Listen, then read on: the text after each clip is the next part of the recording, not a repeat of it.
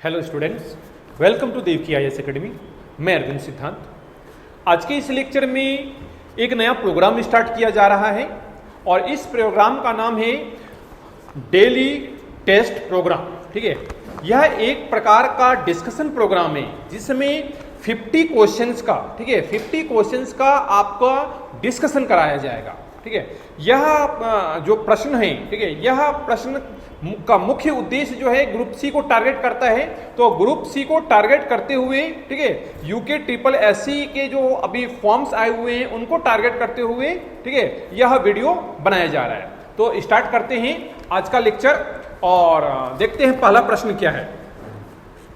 पहला प्रश्न है आपका छत्तीसगढ़ की बेलाडीला खान। ठीक है, देखिए यहां पे सीजी की बात चल रहा है, छत्तीसगढ़, और छत्तीसगढ़ का बेलाडीला खान की अगर बात करें, ठीक है, तो बेलाडीला खान किस लिए प्रसिद्ध है? तो जो बेलाडीला खान है वह हमारा लौह अयस्क के लिए फेमस है। तो यहां पर क्या हो जाएगा कि छत्तीसगढ़ का बेलाडीला लौह अयस्क के लिए फेमस है। अब देखिए, जब लौह अयस्क की बात आती है तो हम यह भी जान लेंगे कि लौह अयस्क भारत में और कहां कहां खान है। तो देखिए, सबसे पहले हम झारखंड की बात करते हैं। तो झारखंड में, ठीक है, मुख्य रूप से बोकारो रीजन में, ठीक है, आपका जमशेदपुर रीजन में, ठीक है, इसके अतिरिक्त, ठीक है, उड़ीसा रीजन में, बेलाडीला रीजन में, कोरबा रीजन में लौह अयस्क का क्या किया जाता है? उत्पादन किया जाता है। साउथ इंडिया की बात करें तो साउथ इंडिया में, ठीक है, केद्रेमुख, सलेम लौह अयस्क का प्रमुख उत्पादन केंद्र। तो देखिए यहां पे पहला जो विकल्प दिया गया है वह विकल्प है आपका कोयला के लिए, ठीक है, दूसरा है आपका लौह अयस्क के लिए, तीसरा विकल्प है आपका अबरक के लिए और चौथा विकल्प है आपका तांबा के लिए। कोयला की अगर बात करते हैं तो कोयला से जो प्रश्न और बन सकते हैं उनको देखेंगे कि पहला प्रश्न आ जाता है कि कोयला, ठीक है, किस प्रकार की चट्टान, किस प्रकार के क्रम यानी संरचना से जोड़कर प्रश्न बनाएगा कि कोयला किस प्रकार की संरचना या किस प्रकार की चट्टान में पाए जाते हैं। तो अगर संरचना की बात करेगा तो संरचना में यहाँ गोंडवाना, ठीक है, यहाँ पे क्या होगा, गोंडवाना क्रम की चट्टानों में मुख्य रूप से कोयला पाया जाता है। अगर चट्टान की बात करेगा तो यहां पे अवसादी चट्टान में, जिसको हम परतदार चट्टान भी कहते हैं, तो अवसादी चट्टानों में मुख्य रूप से कोयला पाया जाता है। तो कोयला कहां संरचना की दृष्टि से गोंडवाना क्रम के संरचना में पाया जाएगा। चट्टान की बात करें तो अवसादी चट्टान में मुख्य रूप से कोयला पाया जाएगा। भारत में अगर उत्पादन की बात करते हैं तो भारत में झारखंड कोयला के उत्पादन की दृष्टि से प्रथम स्थान पे। अगर इसके खान की बात करते हैं तो खान में देखेंगे झरिया, ठीक है, आपका गिरिडीह रीजन, चंद्रपुरा रीजन, ठीक है, यहां पर क्या होता है, कोयला का उत्पादन होता है। इसके अतिरिक्त पश्चिम बंगाल के रानीगंज, ठीक है, बर्दवान, आसनसोल, दुर्गापुर में भी कोयला का उत्पादन होता है। मध्य प्रदेश की बात करें तो देखिए मध्य प्रदेश में सिंगरेली, वहां पर कोयला का उत्पादन किया जाता है। नागपुर, महाराष्ट्र रीजन की अगर बात करें तो महाराष्ट्र में नागपुर, ठीक है, इसके अतिरिक्त चंदपुरा में भी कोयला का उत्पादन किया जाता है। तो ये सारे हो गए हमारे कोयला उत्पादन। लौह अयस्क के लिए, लौह अयस्क की बात करें तो बेलाडीला, ठीक है, क्योंझर, ठीक है, इसके अतिरिक्त नोवागुई, ठीक है, किरुबुरी, इस सारे में क्या होते हैं, लौह अयस्क का उत्पादन किया जाता है। दक्षिणी भारत की अगर बात करें तो कर्नाटक के, ठीक है, केद्रेमुख रीजन में कोयला का उत्पादन किया जाता है। तमिलनाडु में सलेम रीजन, ठीक है, सलेम क्षेत्र में क्या करेंगे, लोहा का उत्पादन किया जाता है। अबरक की बात करें तो अबरक का उत्पादन, ठीक है, भारत, ठीक है, विश्व में सबसे अधिक अबरक का उत्पादन भारत में, ठीक है, किया जाता है। भारत की अगर बात करें तो भारत में आपका झारखंड, तो झारखंड में हम लोग, ठीक है, कोडरमा रीजन, ठीक है, कोडरमा और हजारीबाग रीजन, हजारीबाग, तो यहां पर कोडरमा में और हजारीबाग में अबरक का उत्पादन किया जाएगा। इसके अतिरिक्त मुंगेर, ठीक है, बिहार के मुंगेर में भी अबरक का उत्पादन किया जाता है। तांबा की अगर बात करें तो तांबा देखिए मध्य प्रदेश का, ठीक है, मध्य प्रदेश के बालाघाट रीजन, ठीक है, होशंगाबाद रीजन, ठीक है, इसके अतिरिक्त राजस्थान में, ठीक है, ठीक है, क्या होता है, तांबा का उत्पादन किया जाता है।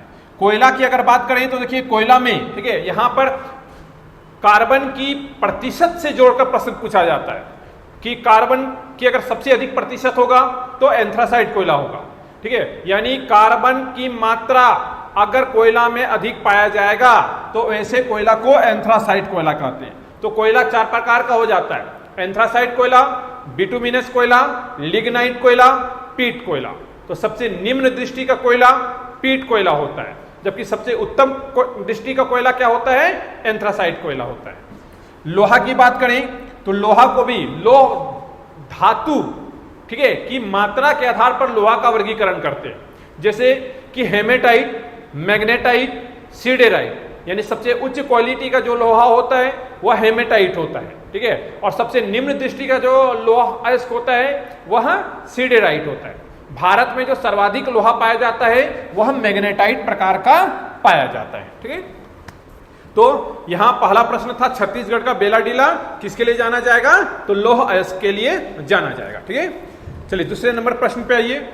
दूसरा कहता है निम्नलिखित नदी युग्मों में से कौन सी ज्वारनद मुख का निर्माण करती है, ठीक है। तो देखेंगे, सबसे पहले समझेंगे ज्वारनद मुख होता क्या है, ठीक है। देखिए ज्वारनद मुख और ठीक इसके विपरीत क्या होता है, डेल्टा होता है। इन दोनों स्थलाकृति यानी कि ज्वारनद मुख स्थलाकृति और डेल्टा स्थलाकृति, इन दोनों का निर्माण किसके द्वारा किया जाएगा, तो नदी के द्वारा किया जाएगा, ठीक है। अब अंतर है कि डेल्टा कौन सी नदी बनाएगी, ज्वारनद मुख कौन सी नदी बनाएगी। तो देखेंगे कि जब नदियां सागर में गिरने लगती है तो अगर अधिक ऊंचाई से गिरती है, ठीक है, तो वह क्या बनाएगी, ज्वारनद मुख बनाएगी। मतलब क्या हुआ कि जब नदी, ठीक है, अंत होने लगता है, सागर में मिलती है, तो क्या होता है कि उसका तीव्र अगर काफी ढाल होता है, ठीक है, तीव्र ढाल होता है या ढाल जो है उसकी क्या होती है, काफी तीव्र होता है, तो वैसी स्थलाकृति क्या होगी, नदियों के द्वारा ज्वारनद मुख होगा। जबकि अगर नदियां, ठीक है, उसका ढाल एकदम मंद है तो सागर में मिलने से पहले क्या बनाती है, वो डेल्टा बनाती है।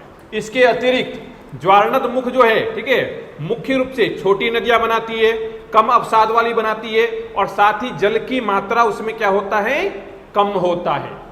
डेल्टा क्या होगा कि नदियों की लंबाई सर्वाधिक होती है, सदावाहिनी होती है, मतलब वर्ष भर उसमें पानी चलता है, ठीक है।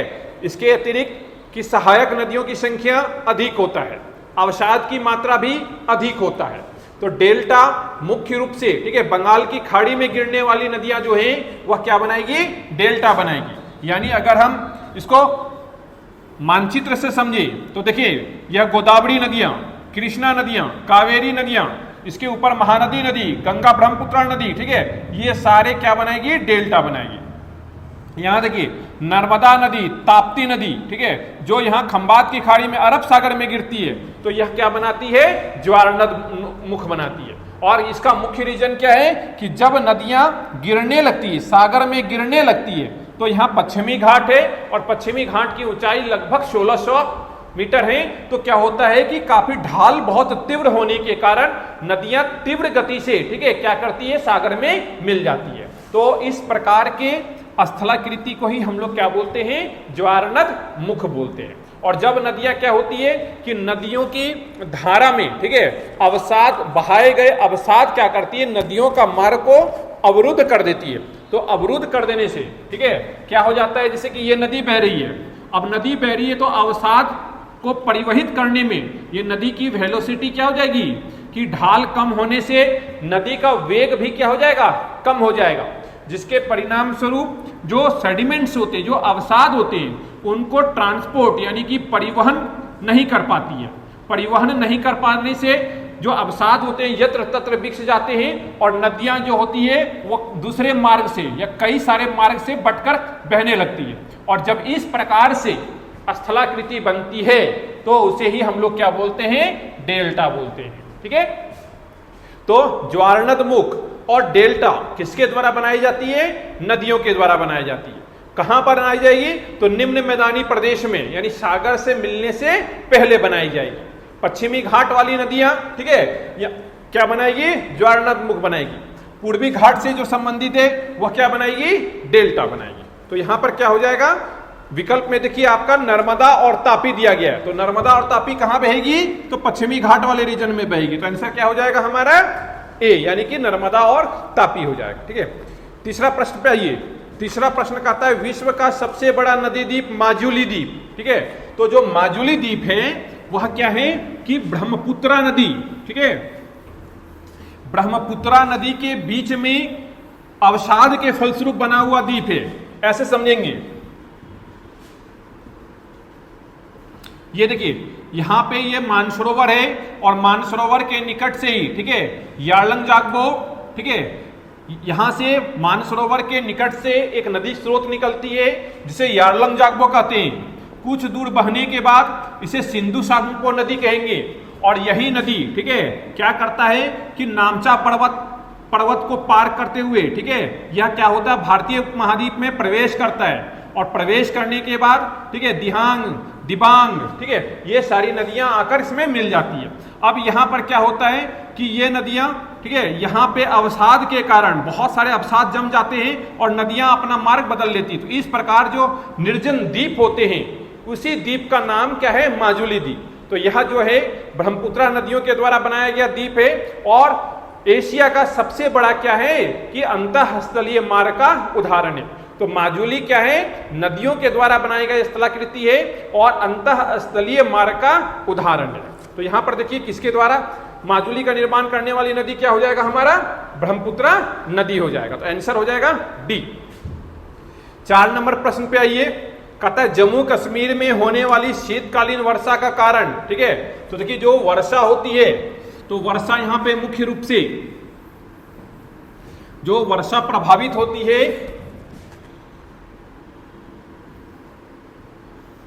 तो वर्षा पहले अरब सागर से उठने वाली मॉनसून से और दूसरा बंगाल की खाड़ी से उठने वाली मॉनसून से होती है। मुख्य रूप से दक्षिणी पश्चिमी मॉनसून की अगर बात करें तो अरब सागर से और बंगाल की खाड़ी से होने वाली वर्षा से। वहीं, ठीक है, शीत ऋतु के दौरान जो होने वाली वर्षा है वह क्या है? पश्चिमी विक्षोभ के कारण होने वाली वर्षा है। तो यहां पर क्या होता है कि शीत ऋतु के दौरान, ठीक है, कि पश्चिमी विक्षोभ के कारण जेट स्ट्रीम के फलस्वरूप यहां पर क्या होती है? अत्यधिक वर्षा होती है। तो और कहां पर होता है? तो जम्मू कश्मीर वाले रीजन में होता है। तो जम्मू कश्मीर में शीतकालीन वर्षा की अगर बात करेंगे तो कौन सी वर्षा हो जाएगा हमारा? पश्चिमी विक्षोभ हो जाएगा। यहां देखिए इस प्रश्न को कुछ इस प्रकार से भी पूछा जाता है कि दिल्ली, हरियाणा, पंजाब के मैदान, ठीक है, में शीत ऋतु के दौरान होने वाली वर्षा का संबंध तो शीतकालीन से है, जबकि ग्रीष्म ऋतु में जो वर्षा होगी वह अरब सागर और बंगाल की खाड़ी से होने वाली वर्षा होगी। यहां पर एक प्रश्न और होता है कि तमिलनाडु के तट पर, ठीक है, तमिलनाडु के तट पर होने वाली वर्षा जो होती है वह क्या होता है हमारा? वह लौटता हुआ मॉनसून के कारण होता है। तो वह हो जाएगा तमिलनाडु के तट पर जो नवंबर दिसंबर में जो वर्षा होती है वह वर्षा लौटता हुआ मॉनसून के कारण होता है। नेक्स्ट प्रश्न है आपका वियतनाम और लाओस में, ठीक है, की जाने वाली स्थानांतरणशील कृषि को क्या कहा जाता है? तो देखिए वियतनाम स्थानांतरणशील कृषि क्या होता है सबसे पहले समझेंगे कि स्थानांतरणशील कृषि, ठीक है, यानी जनजातियों के द्वारा किया जाने वाला कृषि है। यहां पर क्या होता है? स्थान में परिवर्तन, यानी एक स्थान में जनजाति समुदाय के द्वारा, ठीक है, वहां के वनस्पति, वहां के पेड़ को काटकर जलाकर मैदान बनाया जाता है और फिर उस पर कृषि की जाती है।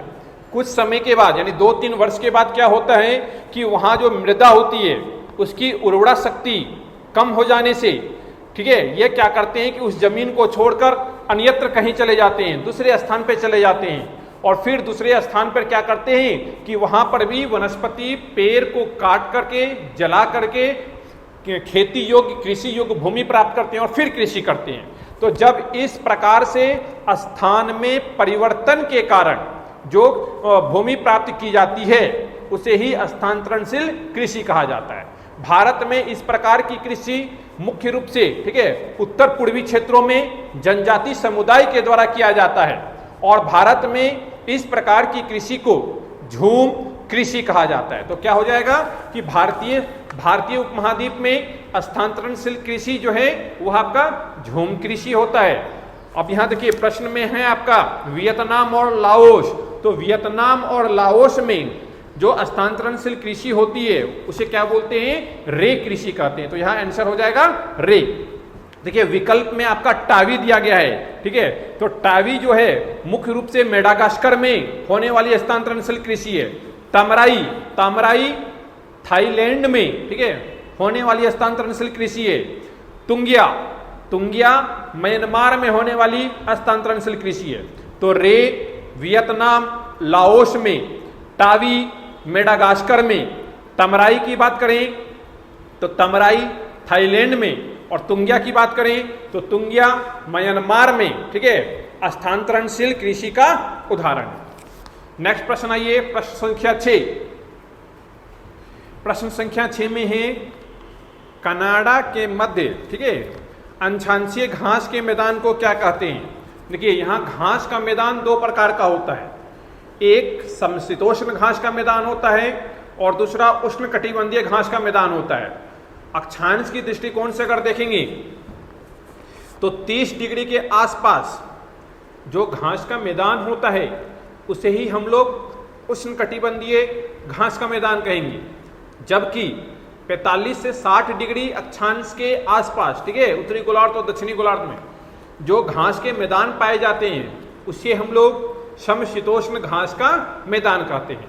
तो देखिए यहां कनाडा की बात करता है तो कनाडा में जो समशीतोष्ण घास का मैदान है वह मुख्य रूप से क्या होता है?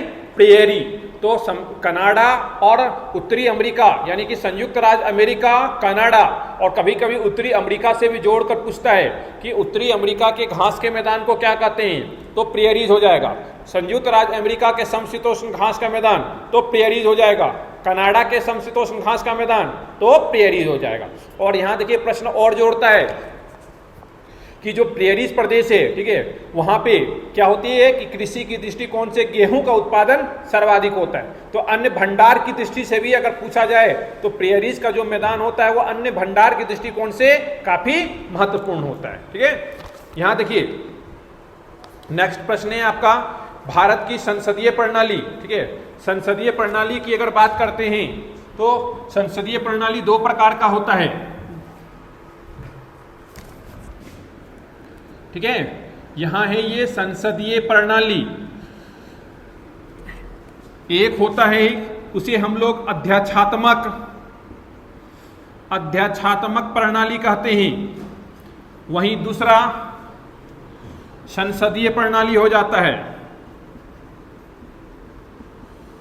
यह मुख्य रूप से, ठीक है, सरकार की अगर बात करें तो जो सरकार का शासन होता है तो ज्यादा तार्किक होगा। तो सरकार का शासन के रूप में दो होते हैं, एक अध्यात्मक प्रणाली होता है और दूसरा संसदीय प्रणाली होता है, ठीक है।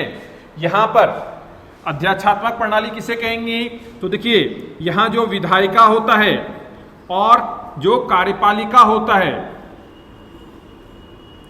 अगर कार्यपालिका विधायिका से मुक्त होता है यानी कि वेशी प्रणाली में, वेशी सरकार की शासन की वेशी प्रणाली में जहां कार्यपालिका विधायिका से स्वतंत्र होता है, यानी कार्यपालिका कार्य करने का भी काम करेगा और कार्यपालिका, ठीक है, विधि बनाने का भी काम करेगा, तो ऐसे प्रणाली को ही हम लोग अध्यात्मक प्रणाली कहते हैं। और इस प्रकार के अध्यात्मक प्रणाली में जो ऑल इन ऑल होता है उसे क्या कहते हैं हम लोग? राष्ट्रपति कहते हैं, ठीक है। तो अध्यात्मक प्रणाली की अगर बात करें तो अध्यात्मक प्रणाली में विधायिका जो होते हैं कार्यपालिका से स्वतंत्र होता है, यानी यहां कार्यपालिका काम भी करेगा, कार्य का भी उन्मुखन करेगा और विधि बनाने का भी कार्य करेगा। और इस प्रकार की अध्यात्मक प्रणाली में जो ऑल इन ऑल होते हैं वह कौन होते हैं? सारी शक्तियां राष्ट्रपति में निहित होती है, जैसे कि अमेरिका। बात करते हैं संसदीय प्रणाली में, तो यहां पर जो विधायिका होता है हमारा और जो कार्यपालिका होता है, ठीक है, तो कार्यपालिका विधायिका पर क्या होता है, पूरी तरह से निर्भर होता है। तो जिस शासन प्रणाली में कार्यपालिका विधायिका पर निर्भर हो वैसी प्रणाली को संसदीय प्रणाली कहते हैं। फिर से सुने, जिस शासन प्रणाली में कार्यपालिका विधायिका पर निर्भर हो वैसी प्रणाली को संसदीय प्रणाली कहते हैं। और इस प्रकार के संसदीय प्रणाली में जो सर्वोसर्वा होते हैं वो कौन होते हैं, प्रधानमंत्री। यानी सारी शक्तियां किसमें निहित होती है, प्रधानमंत्री में निहित होती है। तो जैसे कि भारत, तो सरकार के शासन की दो प्रणालियां हैं, अध्यक्षात्मक प्रणाली, संसदीय प्रणाली।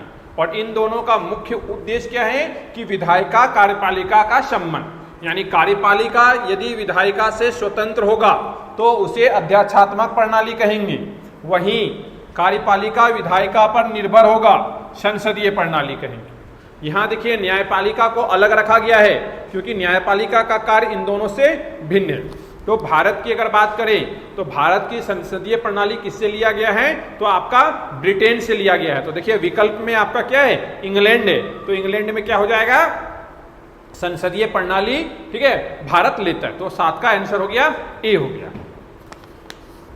फिर आइए 8 नंबर प्रश्न पे आइए। कहता है संविधान के किस अनुच्छेद द्वारा संसद की संयुक्त बैठक का प्रावधान है, ठीक है। तो समझेंगे संयुक्त बैठक होता क्या है।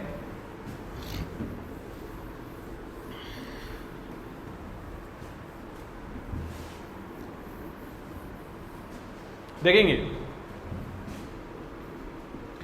संयुक्त बैठक का मतलब होता है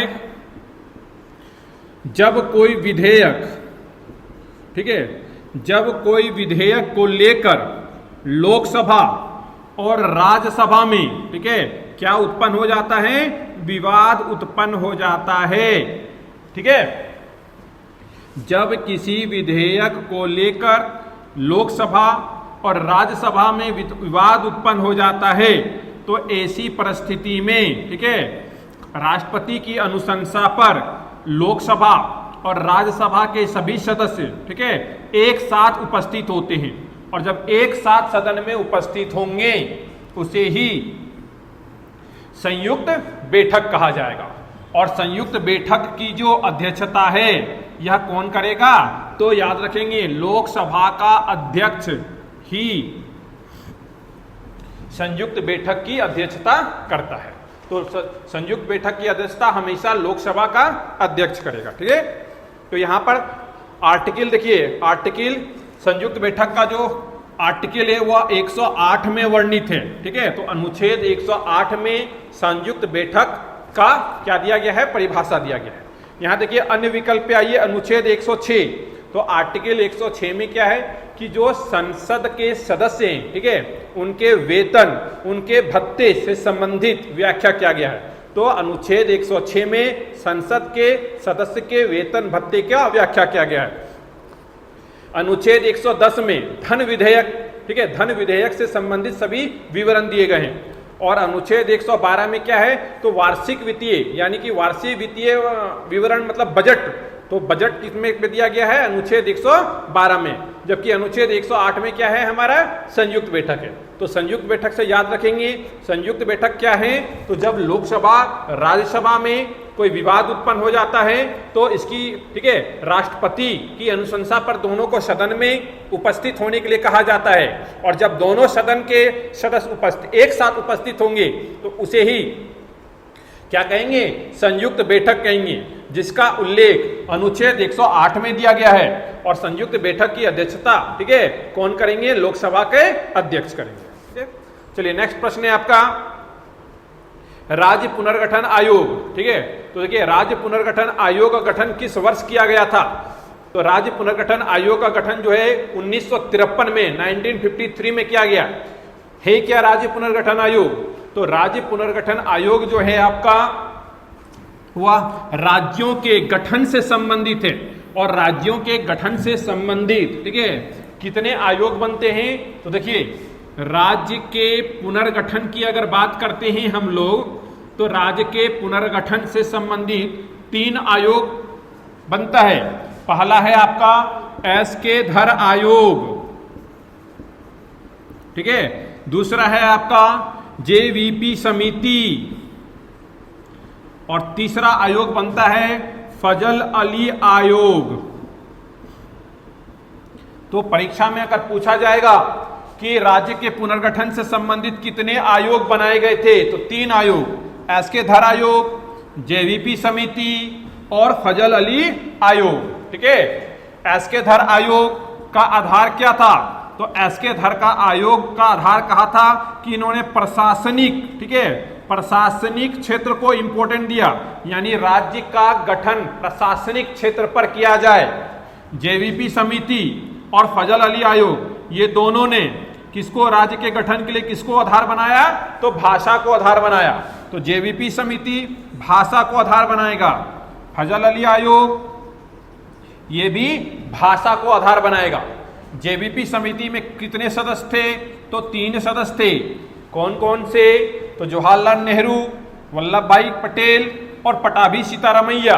तो इन तीनों के पहला कैपिटल से, ठीक है, इस समिति का निर्माण हुआ, और इन्हीं समिति के आधार पर आंध्र प्रदेश को पहला भाषाई राज्य का गठन किया गया था, ठीक है। फजल अली आयोग की बात करते हैं, तो फजल अली आयोग थे, वह भारतीय मुख्य न्यायाधीश थे, ठीक है। और यहाँ पे यह फजल अली आयोग भी 3 सदस्यीय आयोग था, जिसमें से के.एम. पनिक्कर और एच.एन. कुंजड़ू, ठीक है, और फजल अली आयोग, इन तीनों ने मिलकर एक रिपोर्ट बनाया और भारत सरकार को सौंपा, जिसमें कहा गया कि भाषा के आधार पर ही, ठीक है, राज्य का पुनर्गठन किया जाए। तो राज्य के पुनर्गठन की बात करते हैं तो 1953 में होता है। आंध्र प्रदेश पहला भाषा के आधार पर बनेगा। कब बनेगा? 1956, 1956 में बनता है, ठीक है। एसके धर आयोग, जेवीपी समिति और फजल अली आयोग किससे संबंधित है? राज्य के पुनर्गठन आयोग से संबंधित है।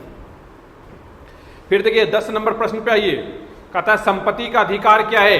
तो देखिए संपत्ति का अधिकार, अगर संपत्ति का अधिकार कहाँ वर्णित था, तो संपत्ति का अधिकार मुख्य रूप से, ठीक है, मूल अधिकार में वर्णित था, यानी कि फंडामेंटल राइट्स था। तो जब फंडामेंटल राइट्स को लिखा गया था और इसे लागू किया गया था, तो उस समय 7 अधिकार दिए गए थे, लेकिन बाद में, ठीक है, संपत्ति के अधिकार को फंडामेंटल राइट से, यानी कि मूल अधिकार से हटा दिया गया और इसे क्या बना दिया गया? तो इसे कानून का अधिकार, यानी कि विधि का अधिकार बना दिया गया। तो विधि का अधिकार किसके तहत बनाता है? तो संपत्ति के अधिकार को अनुच्छेद 300 क के तहत, ठीक है, क्या बनाया जाता है? विधि का अधिकार बनाया जाता है। तो देखिए यहाँ विकल्प में दिया गया है संपत्ति का अधिकार एक मौलिक अधिकार है, गलत है, क्योंकि मौलिक अधिकार में था, वर्तमान में नहीं है। फिर ये नैसर्गिक अधिकार है, तो गलत हो जाएगा। कानूनी अधिकार है, तो यही सही है, कानूनी अधिकार है।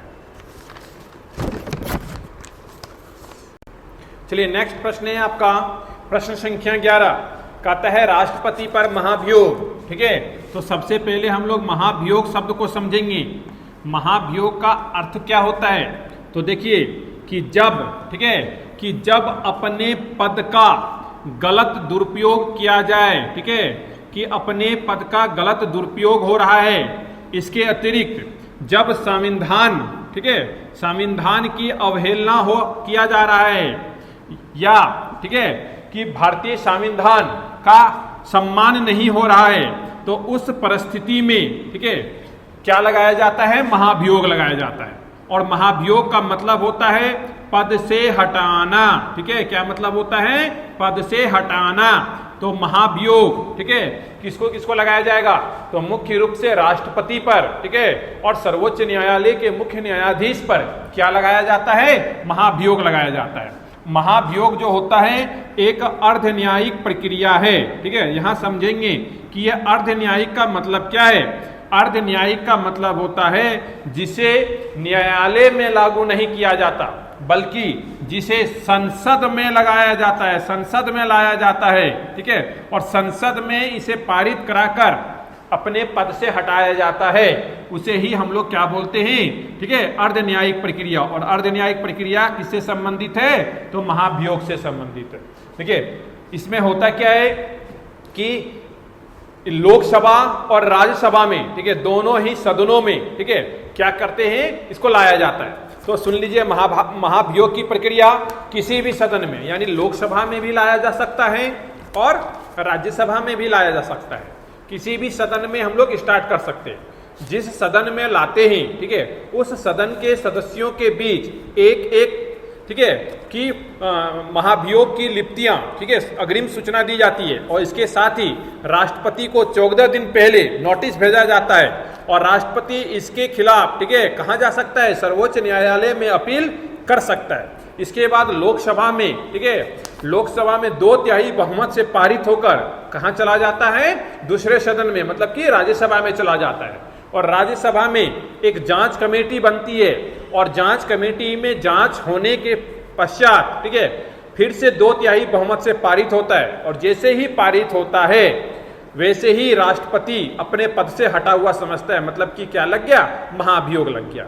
तो महाभियोग एक अर्धन्यायिक प्रक्रिया है जिसे सदन में, यानी कि संसद में लाया जाता है। और क्यों लाएंगे, तो राष्ट्रपति यानी जिस पे महाभियोग लाया जाएगा उसके दुराचार, ठीक है, उनके गलत उपयोग यानी शक्ति का गलत प्रयोग करने पर या संविधान की अवहेलना करने पर उसे क्या लाया जाता है, तो महाभियोग लाया जाता है। तो देखिए यहाँ पे विकल्प में कि किसी भी आधार पर, तो किसी भी आधार पर महाभियोग लाने की कोई जरूरत ही नहीं है, ठीक है।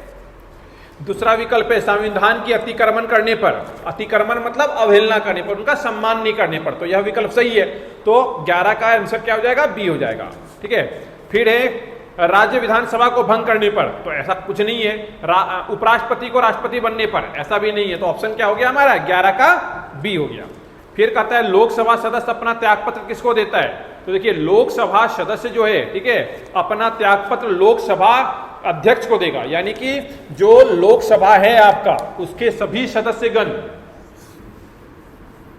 देखेंगे यहां कि ये लोकसभा है और ये लोकसभा का क्या है कि सभी सदस्य हैं। तो इन्हीं सदस्यों में से जो वरिष्ठ और जो योग्य होते हैं उन्हें, ठीक है, इन्हीं सदस्यों में से लोकसभा के ये क्या हैं, सभी सदस्य हैं और इन्हीं सदस्यों में से वरिष्ठ योग को ही लोकसभा का क्या बनाया जाता है, अध्यक्ष बनाया जाता है। तो जब भी कोई लोकसभा का सदस्य, ठीक है, क्या देगा, त्यागपत्र देगा, तो किसको देगा, तो हमेशा लोकसभा के अध्यक्ष को देगा। तो लोकसभा का सदस्य अपना त्यागपत्र किसको सौंपेगा, लोकसभा के अध्यक्ष को सौंपेगा। तो यहां पर देखिए विकल्प में आपका ऑप्शन सी में, ठीक है, लोकसभा अध्यक्ष है, तो क्या हो जाएगा इसका, ऑप्शन सी हो जाएगा। प्रश्न संख्या 13 में आइए, कहता निम्नलिखित में से किसके अंतर्गत भारत में सर्वप्रथम सर्वोच्च न्यायालय की स्थापना होती है।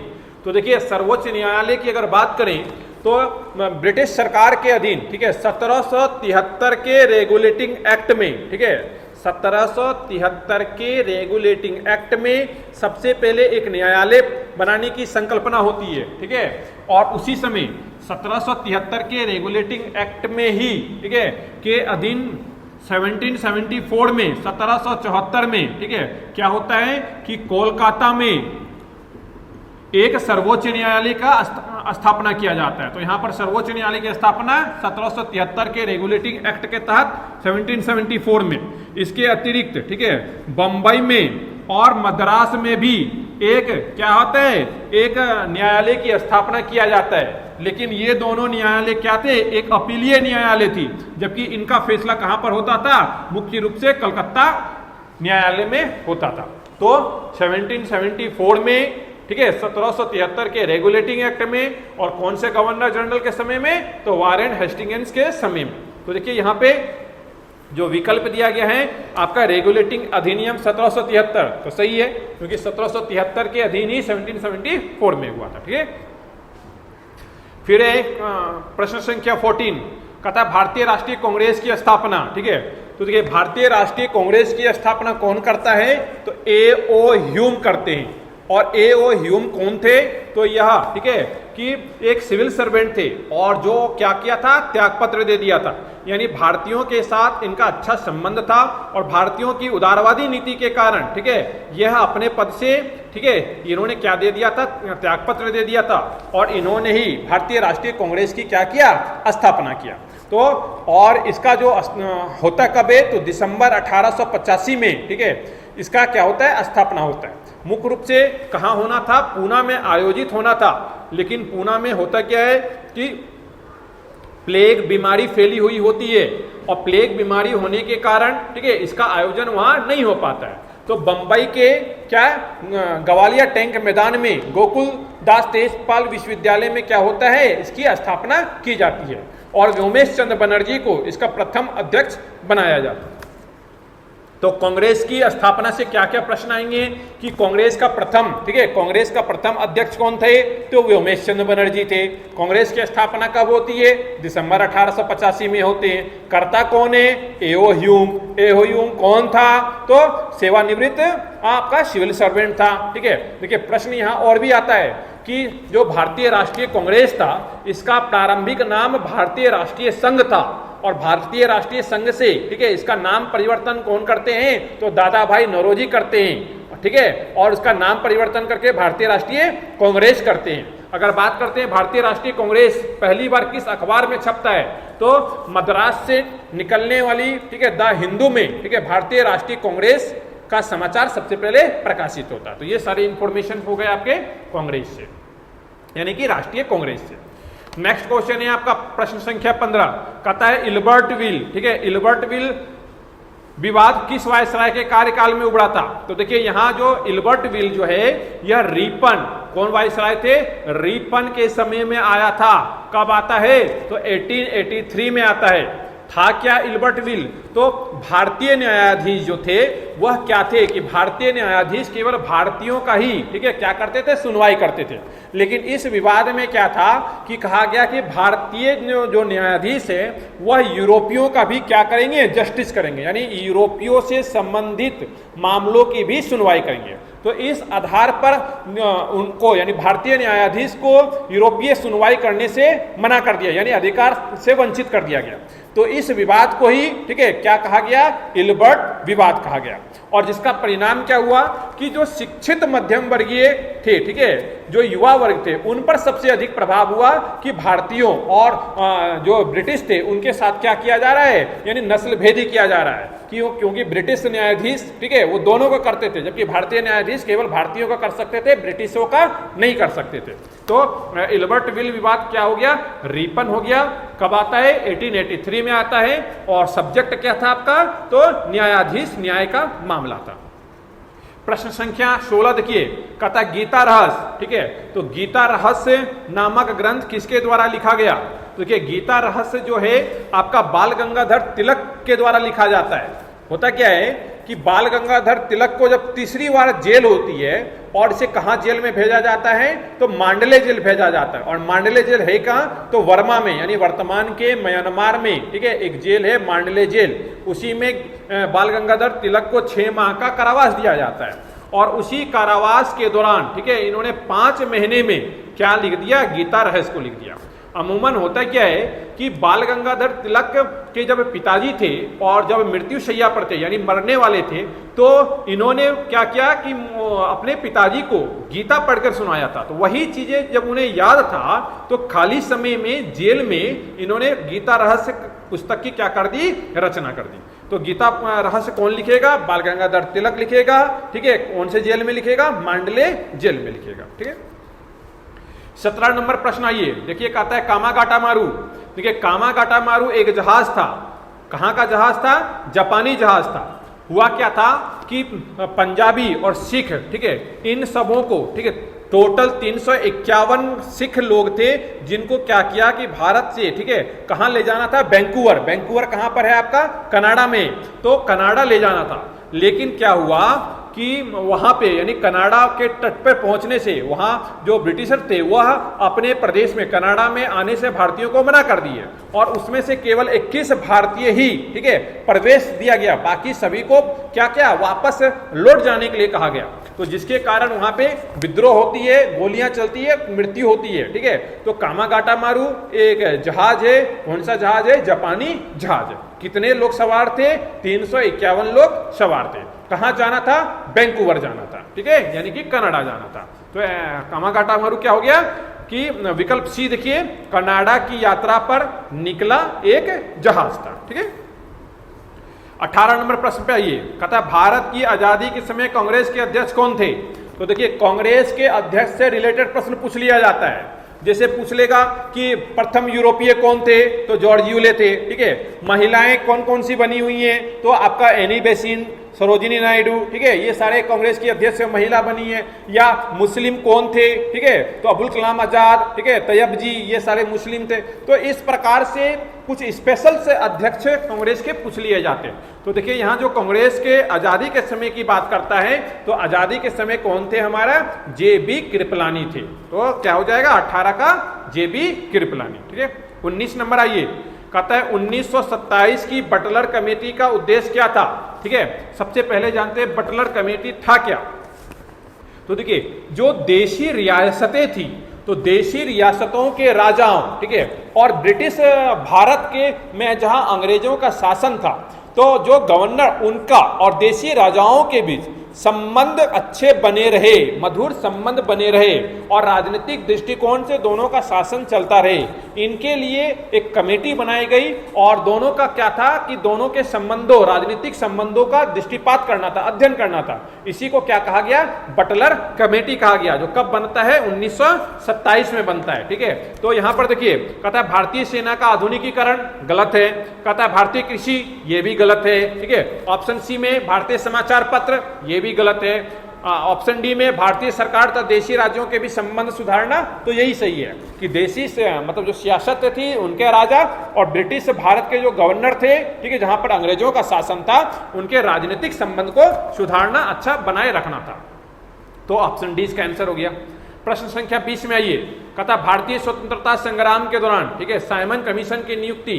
ठीक है, देखिए साइमन कमीशन क्या था कि 1919 का जो भारत शासन अधिनियम था, उस अधिनियम के तहत जितने भी एक्ट लाए वो सारे क्या किए? भारत में इंप्लीमेंट कर दिए गए। और क्या कहा गया कि 1919 के जितने एक्ट थे, ठीक है, उनका 10 वर्ष के बाद, ठीक है, उनका क्या किया जाएगा? एक सर्वे किया जाएगा। तो अंग्रेज ने क्या किया कि 2 वर्ष पहले ही, क्योंकि इंग्लैंड में चुनाव था, इसलिए 2 वर्ष पहले ही उन्होंने सर जाइमन, ठीक है, सर साइमन की नेतृत्व में, ठीक है, जॉन साइमन की नेतृत्व में एक कमेटी को बनाया, जिसे क्या कहा गया? साइमन कमीशन कहा गया। ठीक है, और इनका मुख्य काम क्या था कि भारत आकर, ठीक है, कि राजनीतिक स्टडी करना कि किस प्रकार से 1919 का काम सही तरीके से इंप्लीमेंट हुआ है या नहीं। लेकिन इसमें क्या था कि इसके 7 सदस्य, यानी जॉन साइमन के जो नेतृत्व में जो कमेटी बनाई गई, उनमें कितने सदस्य थे? तो 7 सदस्य थे। और सभी क्या थे? विदेशी थे, यानी सभी यूरोपीय थे, सभी ब्रिटिशर थे, कोई भी भारतीय नहीं था। और वो जितने भी रिपोर्ट दिए वह सब ब्रिटिशों के हक में दिए, ठीक है, भारतीयों के हक में नहीं दिए। इसलिए साइमन जैसे ही भारत आता है, उसका क्या होता है कि विद्रोह किया जाता है। और साइमन कमीशन जब आता है तो उस समय विद्रोह में लाला लाजपत राय भी अग्रिम भूमिका निभाते हैं और उन्हीं की सर पे, ठीक है, लाठी के चोट से, प्रहार से उनकी क्या हो जाती है? मृत्यु हो जाती है।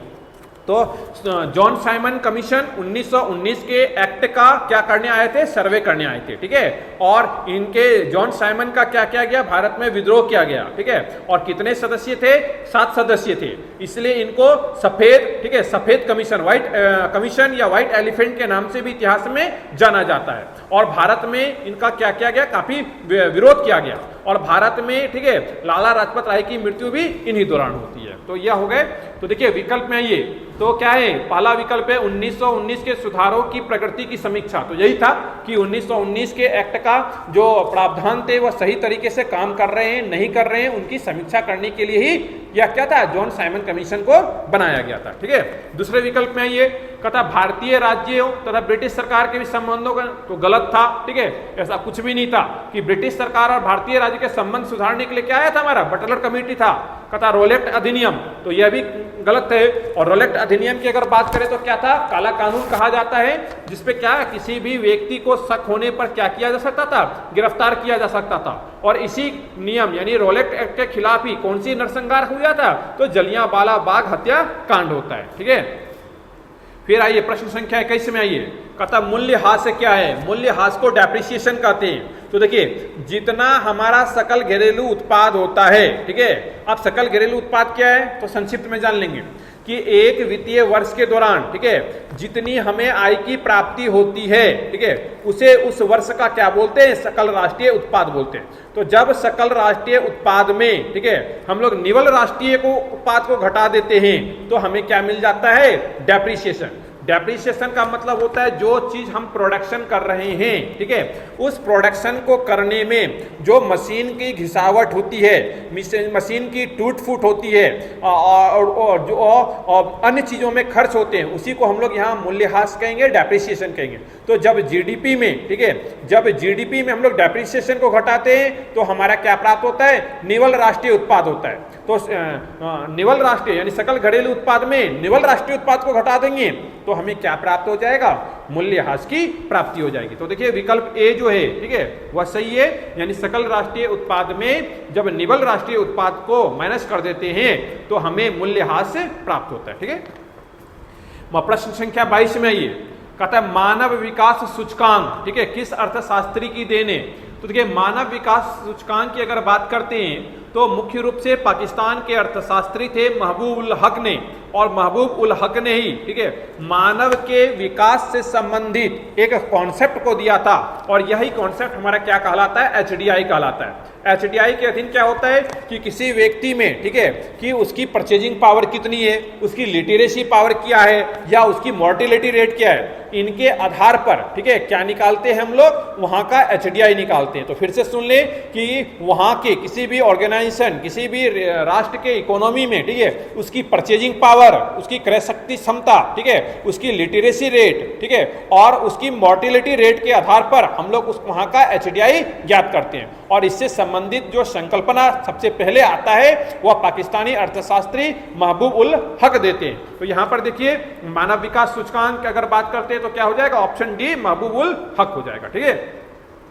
प्रश्न संख्या 23 है, कहता है ऐसी अर्थव्यवस्था को क्या कहते हैं जिसका शेष विश्व से कोई संबंध नहीं होता, ठीक है, मतलब ऐसी अर्थव्यवस्था है जो किसी अन्य देश के साथ कोई व्यापार नहीं करता, यानी अपने ही देश में, अपने ही राष्ट्र में उनका व्यापार होता है। तो ऐसी अर्थव्यवस्था को बंद अर्थव्यवस्था कहते हैं, क्लोज्ड इकोनॉमी कहते हैं। और जब कोई राष्ट्र, ठीक है, दूसरे देश से, ठीक है, अन्य देशों से व्यापार स्टार्ट कर देता है, व्यापार प्रारंभ कर देता है, आयात निर्यात प्रारंभ कर देता है, तो इस प्रकार की अर्थव्यवस्था को खुली अर्थव्यवस्था कहते हैं, ठीक है। तो 1990 से पहले, ठीक है, 1990 से पहले भारतीय अर्थव्यवस्था जो थी वह बंद अर्थव्यवस्था प्रकार की थी, जबकि 1990 में क्या होता है, एलपीजी की कॉन्सेप्ट आता है, यानी कि निजीकरण, उदारीकरण, वैश्वीकरण को जब भारतीय अर्थव्यवस्था में प्रयोग में लाया जाता है तो भारतीय अर्थव्यवस्था, ठीक है, बंद अर्थव्यवस्था से खुली अर्थव्यवस्था की ओर अग्रसर हो जाती है। और वर्तमान में भारतीय अर्थव्यवस्था खुली अर्थव्यवस्था है, मिश्रित अर्थव्यवस्था है, जहां पर क्या है कि आपका पूंजी अर्थव्यवस्था और समाजवादी अर्थव्यवस्था दोनों की विशेषताएं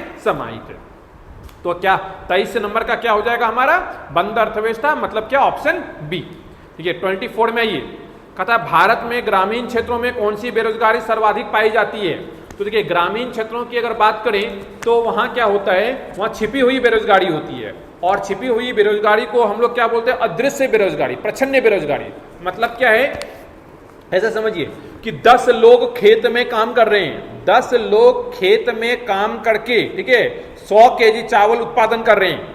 अगर 10 की जगह 15 लोग भी आ जाएं तब भी खेत में उत्पादन कितना होगा, 100 केजी, यानी कि 5 लोग जो एक्स्ट्रा वर्क कर रहे हैं उसका तो आउटपुट नहीं आया। तो जब इस प्रकार से वर्कआउट किया जाता है तो इसे ही हम लोग अदृश्य बेरोजगारी यानी छिपी हुई बेरोजगारी कहते हैं। तो भारतीय अर्थव्यवस्था में ग्रामीण जो क्षेत्र है वहां पर इस प्रकार की बेरोजगारी सर्वाधिक देखने को मिलती है। तो देखिए भारत में ग्रामीण क्षेत्र की हो जाएगा तो ऑप्शन देखिए, ऑप्शन बी में हमारा अदृश्य बेरोजगारी है, इसलिए ऑप्शन बी सही हो जाएगा, ठीक है। आइए प्रश्न संख्या 25 में आइए, कहता आवो जनजाति, ठीक है। तो आवो जनजाति जो है मुख्य रूप से कहाँ पाया जाता है, उत्तर पूर्वी राज्यों में पाया जाता है, और यह जो है असम क्षेत्र में, ठीक है, असम क्षेत्र में यह जनजाति सर्वाधिक पाई जाती है। तो यहाँ पर आवो जनजाति असम हो गया। 26 में आइए कि सदीर किस नृत्य शैली, तो सदीर जो है वो दक्षिणी भारतीय शैली की एक परंपरा है जो केरल राज्य में, ठीक है, केरल राज्य में होती है। और इस सदीर जो है यह मोहिनी अट्टम नृत्य की शैली है, ठीक है। तो भारतनाट्यम, ठीक है, भारतनाट्यम जो है उसका क्या है कि उसकी विशेषता है, तो यह सदीर जो है वह भारतनाट्यम हो जाएगा, मोहिनीअट्टम नहीं होगा। तो भारतनाट्यम 26 का ऑप्शन क्या है, सी सही, यानी कि भारतनाट्यम सदीर जो है उसी का प्राचीन नाम था, ठीक है, मोहिनीअट्टम नहीं होगा। फिर आपका, और भारतनाट्यम कहां पर होता है, तो तमिलनाडु का नृत्य है, जबकि मोहिनीअट्टम जो है वो केरल का हो गया। कथक देखिए, कथक कहां का नृत्य है, उत्तर भारत का, मुख्य रूप से उत्तर प्रदेश के नृत्य शैली को ही हम लोग क्या बोलते हैं, कथक नृत्य बोलते हैं। मोहिनीअट्टम, ठीक है, केरल का हो जाएगा, भारतनाट्यम तमिलनाडु का हो जाएगा, और ओडिसी नृत्य जो है उड़ीसा का हो जाएगा, ठीक है। प्रश्न संख्या 27 में देखिए, कहता निम्नलिखित में कौन सरोद के प्रवर्तक माने जाते हैं। तो देखिए सरोद, इनमें से प्रवर्तक का मतलब होता है कौन बजाते हैं, कौन उसने शुरुआत किया, तो अमजद अली खान जो थे, ठीक है, उन्होंने ही सरोद को क्या करते थे, बजाते थे। तो यहाँ पर सरोद एक वाद्य यंत्र है, म्यूजिकल इंस्ट्रूमेंट है, और कौन बजाते हैं, तो अमजद अली खान बजाते हैं। तो इसका आंसर अमजद अली खान हो जाएगा। अल्लाह रखा क्या बजाते हैं, तो तबला बजाते हैं, ठीक है। पंडित रविशंकर शहनाई बजाते हैं। फिर है चित्रकला की मुगल शैली।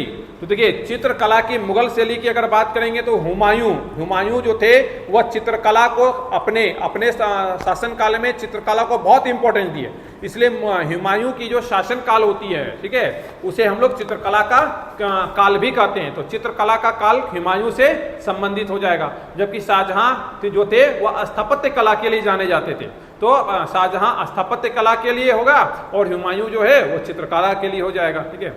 29 नंबर प्रश्न पे आइए, कहता है भारतवर्ष में सर्वप्रथम दूरभाष का मतलब कि का प्रादुर्भाव किस वर्ष होता है। तो 1951 में सबसे पहले दूरभाष का क्या होता है, प्रयोग होता है, यानी कि स्टार्टिंग प्रयोग में कब लाया जाता है, तो दूरभाष का 1951 में लाया जाता है। तो आंसर हो जाएगा 1951 में। प्रश्न संख्या 30 है, केंद्रीय भारतीय भाषा संस्थान। तो देखिए केंद्रीय भाषा संस्थान जो है कर्नाटक के मैसूर में स्थित है।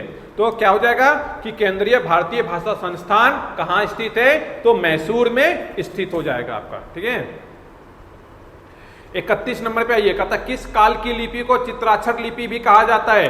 तो देखिए चित्राक्षर लिपि का मतलब होता है कि जो दीवारों में, ठीक है, जो गुफाओं में, ठीक है, कि विभिन्न रंगों से विभिन्न आकृतियों के फलस्वरूप बनाई गई, ठीक है, चित्रकारी ही क्या कहलाती थी, चित्राक्षर शैली। तो चित्राक्षर लिपि जो है मुख्य रूप से किस काल की विशेषता थी, तो सिंधु काल यानी संधेव काल की विशेषता थी। तो यहाँ पर देखिए विकल्प ए में जो है आपका वह सिंधु काल में चित्राक्षर लिपि यानी कि सिंधु काल की जो लिपि थी, ठीक है, उसे ही हम लोग क्या बोलते हैं, चित्राक्षर, क्योंकि वहां पर जो भी लिखा जाता था तो वह बोलकर, यानी कि उस समय वर्ण का आविष्कार नहीं हुआ था, तो वो चित्र बनाकर ही क्या करते थे, किसी भी चीज को बताने का काम करते थे। 32 नंबर प्रश्न पे आइए, कहता है रॉकेट किस सिद्धांत पे काम करता है। तो देखिए रॉकेट जो है न्यूटन के तृतीय नियम पर काम करता है, और न्यूटन का तृतीय नियम क्या बोलता है, आकर्षण प्रतिकर्षण का नियम बताता है, एक्शन रिएक्शन को बताता है। तो रॉकेट का जो सिद्धांत है, रॉकेट का जो कॉन्सेप्ट है, ठीक है, वह किस पे आता है, तो न्यूटन थर्ड लॉ पे आता है। तो न्यूटन ने, ठीक है, प्रिंसिपिया में 1776 में, ठीक है, प्रिंसिपिया क्या था कि न्यूटन के द्वारा लिखी गई एक किताब था जिसमें न्यूटन ने अपने गति से संबंधित नियमों का क्या किया था, प्रतिपादन किया था। और न्यूटन ने 3 नियमों का प्रतिपादन करता है, प्रथम नियम, द्वितीय नियम और तृतीय नियम। प्रथम नियम में क्या कहता है, प्रथम न्यूटन के प्रथम नियम को ही जड़त्व का नियम कहते हैं, और प्रथम नियम से हमें क्या मिलता है, तो बल का, ठीक है, बल का हमें डेरिवेशन मिलता है, और जबकि द्वितीय नियम से हमें बल की परिभाषा मिलती है, F = ma, ठीक है, हमें कहां से प्राप्त होता है, न्यूटन के द्वितीय गति नियम से प्राप्त होता है। फिर देखिए 33 में आइए, 33 प्रश्न कहता है सोनार अधिकांशतः प्रयोग में लाया जाता है। तो देखिए सोनार क्या होता है कि जब समुद्र में, सागर में, ठीक है, गहराइयों में, ठीक है, समुद्र की गहराइयों का पता करने के लिए ध्वनि का क्या कराया जाता है, प्रावर्तन कराया जाता है। और जब ध्वनि का प्रावर्तन करके हम लोग समुद्र की गहराइयों में किसी खनिज का पता करते हैं या किसी अन्य ऑब्जेक्ट का पता करते हैं, तो उसे ही हम लोग क्या बोलते हैं, सोनार कहते हैं। तो देखिए यहाँ पे विकल्प में आइए, तो यंत्रिक यात्रियों द्वारा, तो गलत हो गया, डॉक्टरों द्वारा गलत हो गया, इंजीनियरों द्वारा गलत हो गया, नौ संचालकों द्वारा बिल्कुल सही है, क्योंकि सागर में कौन जाएंगे, तो नौ संचालक जाएंगे, और उन्हीं के द्वारा गहराइयों में किसी ऑब्जेक्ट का या खनिज का पता लगाने के लिए सोनार ध्वनि का प्रयोग करते हैं, ठीक है। 34 नंबर प्रश्न में आइए, कहता है मृदा अपरदन रोका जा सकता है। तो देखिए मृदा अपरदन का मतलब होता है पृथ्वी की ऊपरी सतह जहां पर मृदा क्या है, पोषक तत्व उपस्थित होते हैं, पोषक तत्व मौजूद होते हैं, लेकिन ठीक है कि वहां पर अधिक चारावाह के कारण यानी कि पशुओं के चराने से और तीव्र वर्षा के कारण ठीक है क्या हो जाता है कि उसके पोषक तत्व जल में घुलकर बह जाते हैं, तो उसे ही हम लोग क्या बोलते हैं, मृदा अपरदन बोलते हैं। तो मृदा अपरदन करने के लिए, मृदा अपरदन को बचाने के लिए हमें क्या करना पड़ेगा कि ऐसे क्षेत्र है वहां पे हमें घास लगाना पड़ेगा, झाड़ी लगाना पड़ेगा, वनस्पति उगाना पड़ेगा, पेड़ पौधे लगाना पड़ेगा, ताकि उसकी जड़ें जो है मृदा को क्या कर सके, संगठित कर सके, और जिससे मृदा का कटाव जो है कम से कम हो, यानी मृदा अपरदन कम से कम हो। तो देखिए मृदा अपरदन का ऑप्शन क्या है, तो वन रोपण द्वारा हो जाएगा, यानी अधिक से अधिक हम लोग पेड़ पौधे को लगाकर मृदा के अपरदन को रोका जा सकता है। ठीक है, प्रश्न संख्या 35 में ये कहता वंशगति के नियमों के अध्ययन को तो अनुवांशिकी कहेंगे। ठीक है कि वंशगति के जो अध्ययन होता है, स्टडी, उसको हम लोग अनुवांशिकी कहेंगे।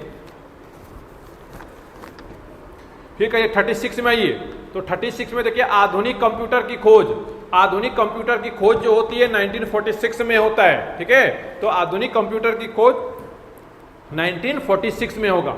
फिर 37 में देखिए कहता है कंप्यूटर साक्षरता दिवस कब मनाया जाता है, तो देखिए यहाँ विकल्प है आपका 5 दिसंबर, 14 दिसंबर, 22 दिसंबर, 2 दिसंबर। तो कंप्यूटर साक्षरता दिवस जो है आपका वो 2 दिसंबर को मनाते हैं। ठीक है, और इसलिए मनाया जाता है ताकि ज्यादा से ज्यादा कंप्यूटर का क्या किया जाए, प्रयोग किया जाए, तो इसलिए कंप्यूटर को साक्षरता के रूप में इस तिथि को घोषित किया गया।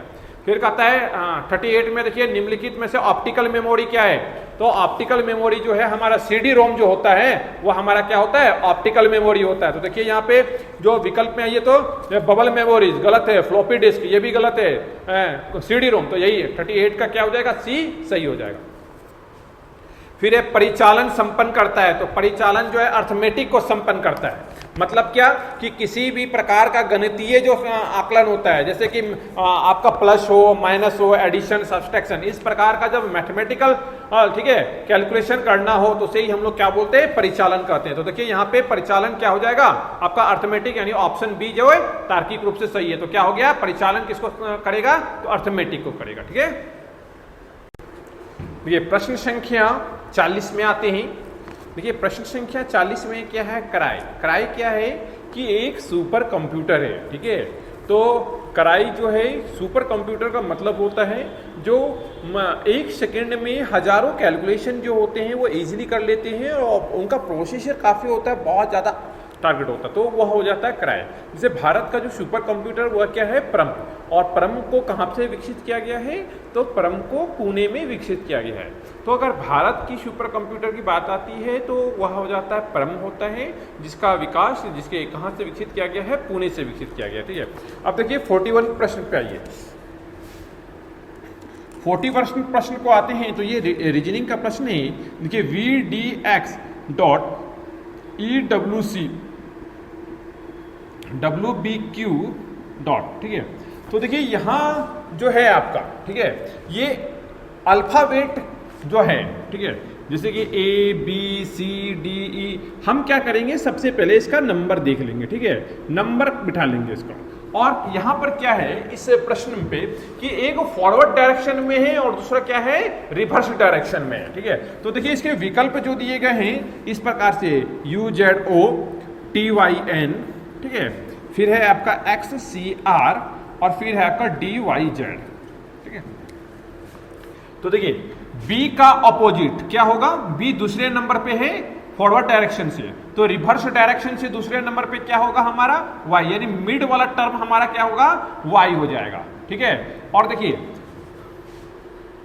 सॉरी ये Z नहीं, ये J है। ठीक है, J है, तो ऑब्वियसली देखकर ही लग रहा है आपको कि WBQ का ऑप्शन क्या हो जाएगा, तो DYJ हो जाएगा। यानी इस प्रश्न पे क्या है कि एक फॉरवर्ड से न्यूमरिक किया गया है और दूसरा रिवर्स से हम लोग न्यूमरिक कर रहे हैं, और दोनों टर्म क्या है, इक्वल है, तो वह हमारा ये WBQ का क्या हो जाएगा, DYJ हो जाएगा। ठीक है, और प्रश्न संख्या 42 में आइए।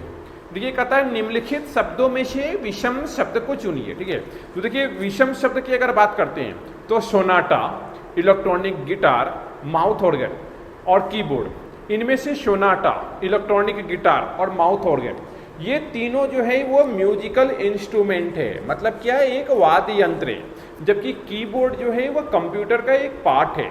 तो इसमें देखिए म्यूजिकल इंस्ट्रूमेंट से कंप्यूटर जो है आपका डिफरेंट है, इस वजह से कीबोर्ड जो है इन तीनों में क्या है, एक्स्ट्रा है, मतलब क्या डिफरेंट है। तो ऑप्शन 42 का क्या हो जाएगा, डी हो जाएगा। ठीक है, फिर 43 में आइए। ये 43 में है कि 9 दिन पहले मोहिनी सिनेमा देखने गई, वह केवल बृहस्पतिवार को देखती है। ठीक है, तो बृहस्पतिवार का मतलब हो गया थर्सडे। तो देखिए थर्सडे में वह केवल थर्सडे को देखती है। ठीक है, तो हम लोगों ने क्या किया, थर्सडे और प्लस क्या करेंगे, +9 कर देंगे। ठीक है, तो बृहस्पतिवार के बाद जो 9वां दिन आएगा हमारा, वही दिन, ठीक है, क्या हो जाएगा कि सप्ताह का दिन हो जाएगा। तो थर्सडे से काउंट कीजिए तो फ्राइडे, सैटरडे, संडे। ठीक है, फिर आपका हो जाएगा मंडे, ट्यूसडे, वेडनेसडे, ठीक है, थर्सडे, फ्राइडे, सैटरडे। तो क्या आता है +9 में आपका सैटरडे। तो आंसर क्या हो जाएगा इसका, शनिवार। तो 43 का विकल्प क्या हो गया, शनिवार। ठीक है, 44 में देखिए, कहता है यदि 15 सितंबर, ठीक है, 15 सितंबर को क्या है आपका,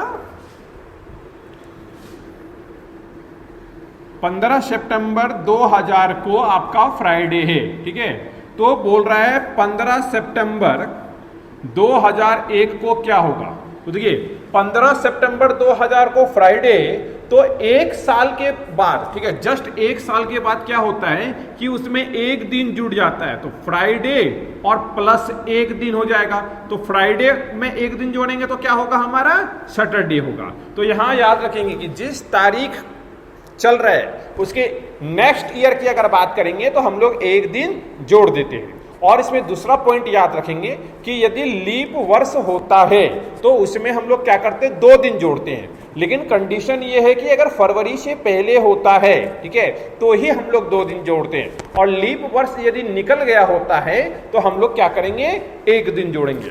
तो दिए गए प्रश्न पे देखिए कि 15 सितंबर 2000 को शुक्रवार है, तो 15 सितंबर 2001 यानी क्या हो जाएगा, 1 दिन आपका आगे जुट जाएगा, मतलब शुक्रवार में 1 दिन जोड़ेंगे तो क्या आ जाएगा आपका, शनिवार। तो यहाँ पे शनिवार हो जाएगा। ठीक है, चलिए नेक्स्ट प्रश्न की ओर बढ़ते हैं हम लोग। नेक्स्ट प्रश्न पे क्या है, 45 में क्या है आपका, कहता है A, B, C, D और E 5 नदियां हैं। ठीक है, कहता है A B से छोटी है, A जो है B से छोटी है, तो A B से छोटी है, मगर E से लंबी है, मगर E से क्या है, लंबी है।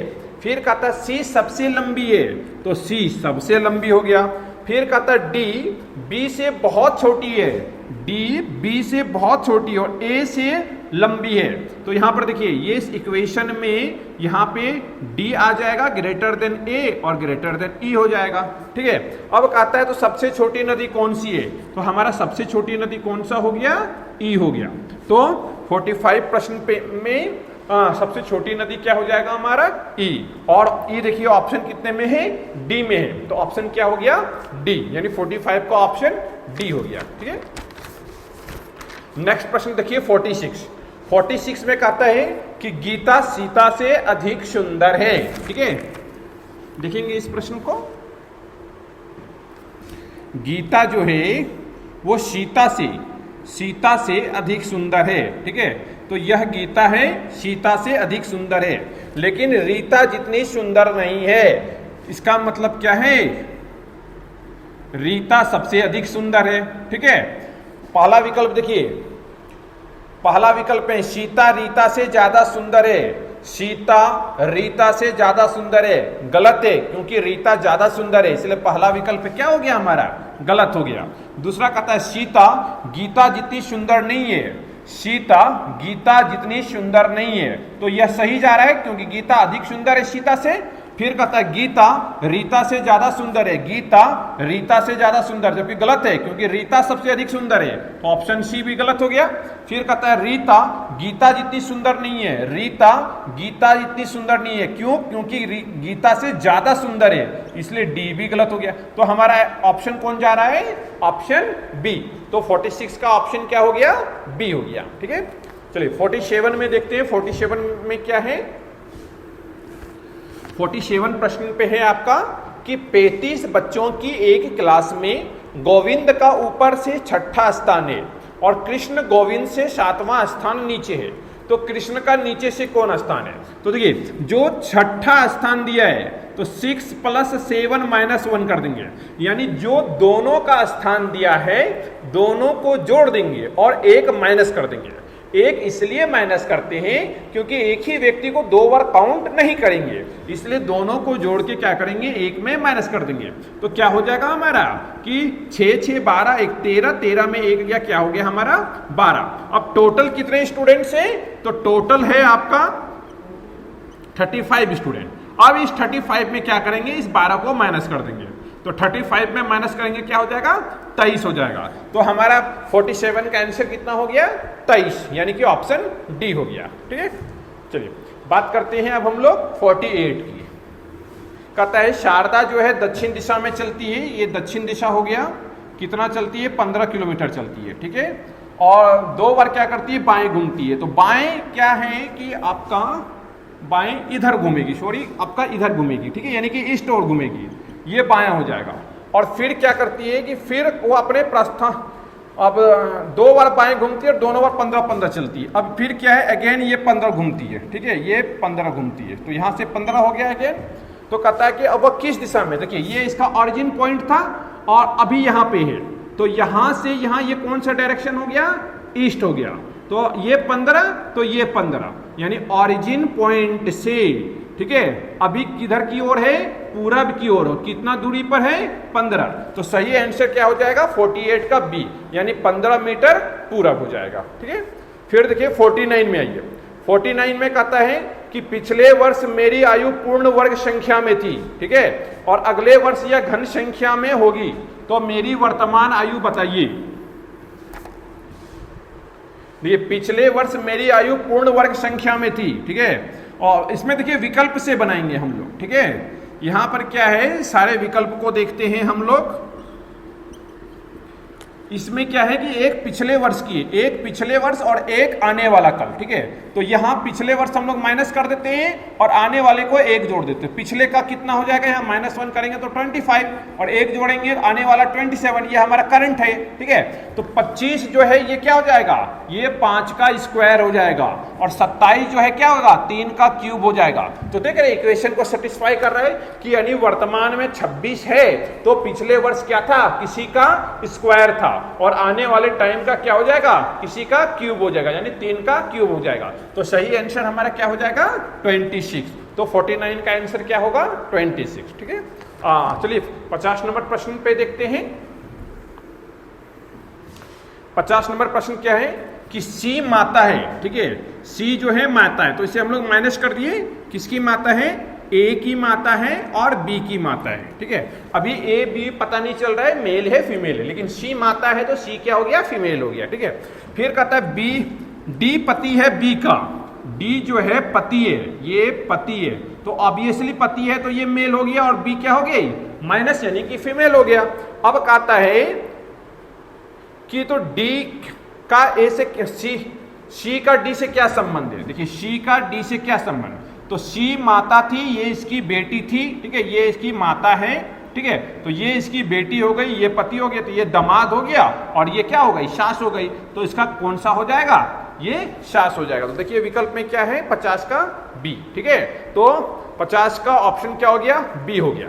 तो स्टूडेंट्स ये थे आपके 50 क्वेश्चंस का डिस्कशन। ठीक है, आपको इसी प्रकार से 50 क्वेश्चन जो है अल्टरनेट डेज, एक दिन उत्तराखंड और हिंदी मिलेंगे और एक दिन आपको जो है कंप्लीट जीएस, ठीक है, और उसमें मैथ रीजनिंग और कंप्यूटर के क्वेश्चंस मिलेंगे। ठीक है, तो आप इस वीडियो को ज़्यादा से ज़्यादा शेयर कीजिए ताकि ज़्यादा से ज़्यादा स्टूडेंट इसका लाभ ले सके।